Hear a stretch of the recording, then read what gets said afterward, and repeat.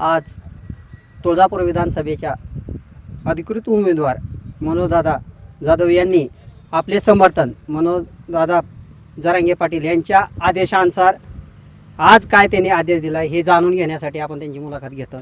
दादांनी काय आदेश दिला? मनोजदादा जरांगे पाटील यांनी जे इच्छुक उमेदवार होते त्यांना फॉर्म भरण्याचा आदेश दिला होता. त्यांच्या आदेशाचं पालन करत असताना आम्ही तुळजापूर विधानसभा मतदारसंघातून सगळ्यात पहिला अर्ज घेण्याचा मान माझ्या नावे होता. मी त्यांच्या आदेशाचं पालन करून फॉर्म घेतला, फॉर्म भरला.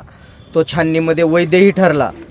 आपल्या सर्वांच्या शुभ आशीर्वादाने तो फॉर्म वैध ठरला. परंतु काल मनोजदादांनी आंतरवली सराटी येथे इच्छुक उमेदवाराची बैठक बोलवली होती आणि त्याच्यात तुळजापूर मतदारसंघ हा निवडणूक लढवायचा नाही तर निवडणुकीत पाडायचं टार्गेट ठेवल्यामुळं त्यांच्या आदेशाचं पालन करत असताना तुळजापूरमधून पहिला अर्ज जो विकत घेण्याचा मान भरण्याचा मान माझ्या नावे होता तोच काढून घेण्याचा पण योगायोगानं आई तुळजाभवानीच्या आशीर्वादानं आणि मनोजदादांच्या आशीर्वादानं काढून घेण्याचाही फॉर्म मान जो आहे मान तो माझ्याच नावे आहे. मी आज या ठिकाणी सकाळी 11 वाजता येऊन सुरुवातीला माझा फॉर्म या ठिकाणी वापस काढून घेतलेला आहे. आता आपण म्हणतात की तुळजापूर विधानसभेमध्ये लढायचं नाही पाडायचं, कुठल्या पक्षाला टार्गेट केलं जातं आपल्याला? तो एक आमच्या गनिमी काव्याचा प्रकार आहे. खरं तर वास्तविकता सदरील निवडणुका ह्या आम्हाला कुणालाही आमदार करण्यासाठी किंवा कोणाला खासदार करण्यासाठी आतापर्यंतच्या निवडणुका ज्या झाल्या लोकसभेच्या असेल विधानसभेच्या असेल त्याच्याकडे आम्ही त्या दृष्टिकोनातून कधीच पाहिलं नाही.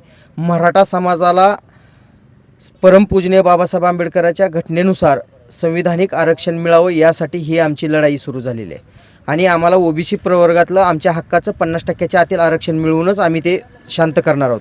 त्याच्यासाठीच आम्ही लोकसभेमध्ये पण सांगितलं होतं की निवडणुका लढवू. ऐनवेळी आम्ही माघार घेतली. हा आमच्या गनिमी काव्याचा प्रकार होता. त्याच पद्धतीनं आम्ही लोकसभेच्या पद्धतीनंच विधानसभेची पण निवडणूक लढवू म्हणून सांगितलं होतं. आम्ही त्याची तयारी करून फॉर्म पण भरले होते आणि बऱ्याच सत्ताधारी व विरोधकांना वाटलं की आता हे निवडणुका लढवतात काही की. त्याच पद्धतीनं आम्ही ऐन टायमाला छत्रपतीच्या शिवतंत्राचा व गनिमी काव्याचा वापर करत असताना आम्ही या ठिकाणी आमची माघार घेतलेली आहे. आम्ही एक पाऊल आज जरी मागं आलेलो असलो तरी आम्हाला चांगलं टार्गेट माहिती आहे की कुणाला पाडायचं व कुणाला निवडून आणायचं.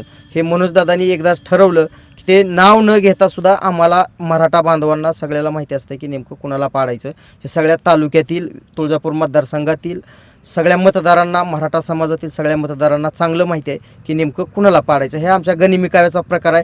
तो तुम्हाला निवडणुकीचा जो येणाऱ्या काळामध्ये या ठिकाणी जो निकाल असेल त्या निकालाच्या दिवशी दिसून येईल की मराठा समाजाने नेमका काय गनिमी कावा केला. मनोजदादांनी आपल्याला मुस्लिम बांधव असेल, हरिजन समाज असेल, इतर ओबीसी समाज असेल संघटित करून आपण एकजुटीने राहू असं त्यांनी पण आवाहन केलेलं होतं. नाही, गावगाड्यामध्ये तर आम्ही सगळे एकत्र पहिलेही होतो, आताही आहोत आणि यानंतरही राहू. परंतु निवडणुकीसाठी कुठल्याही एका जातीच्या जोरावर निवडणूक जिंकू शकत नाही. त्याच्यासाठी त्यांनी संघटन करण्याचं सांगितलं होतं. ते संघटन आमचं गावखेड्यातलं पहिल्यापासूनच आहे. ते आमच्या सुखदुःखात सहभागी असतात, आम्ही त्यांच्या सुखदुःखात सहभागी असतो. प्रश्न त्याचा नव्हता. ते आमच्या पाठीशी आजही खंबीर उभे आहेत. त्यांनी आम्हाला मोठ्या भावाची वागणूक दिलेली आहे, आम्ही त्यांना छोट्या भावाची वागणूक दिलेली आहे. त्याच्यामुळे आम्ही सगळे गुण्यागोविंदानं एक दिलानं आजही राहत आहोत आणि येणाऱ्या काळातही राहू. फक्त विषय होता तो निवडणुकीचा. निवडणुकीसाठी बऱ्याच जणाला वाटायचं की ह्या जातीमध्ये भांडणं लावावी आणि आपली पोळी भाजून घ्यावी. परंतु मराठा समाजाने या सर्व समाजाला जो आजपर्यंत वागणुकीचा विषय दिलेला आहे त्या अनुषंगानं विश्वास दिलेला आहे. तो समाज आमच्या पाठीमागं खंबीर उभा राहिलेला आहे हे आम्हाला त्या ठिकाणी सांगावंसं वाटतंय. मग आज धाराशिव जिल्ह्यामधून एकही उमेदवार नाही असं घोषित आहे का? खरं पाहता मला धाराशिव जिल्ह्यातलं काय माहिती नाही, पण सकाळी मनोजदादांनी सांगितलं आमच्या तुळजापूर मतदारसंघाचा निकाल त्यांनी कालच सांगितलं होता की आपल्याला निवडणूक लढवायची नाही. पण सकाळी त्यांची प्रेस पाहत असताना समजलं की महाराष्ट्रात कुठंही उमेदवार ते देणार नाहीत असं त्यांनी पत्रकार परिषदेमध्ये सांगितलं की महाराष्ट्रामध्ये 15 ते 20 जागा आम्ही लढवू स्वबळावर असं सांगितलं होतं. परंतु तो एक गनिमी काव्याचाच प्रकार होता.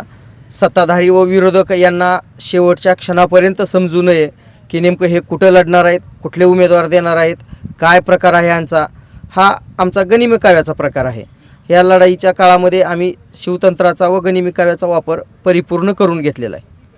आज मनोजदादा जाधव यांच्याशी आपण संवाद साधला. त्यांनी मराठा आंदोलक आहेत आणि मनोजदादा जरांगे पाटील यांच्या आदेशानुसार त्यांनी फॉर्म मागं काढून घेतलेला आहे. असं विचारलं असतात जिल्ह्यामध्ये कुठले जागा लढवायची आहे का, तेच त्यांनी सांगू शकलेलं नाही. धाराशिव टाइम्स न्यूज, मी विठ्ठल खटके, धाराशिव.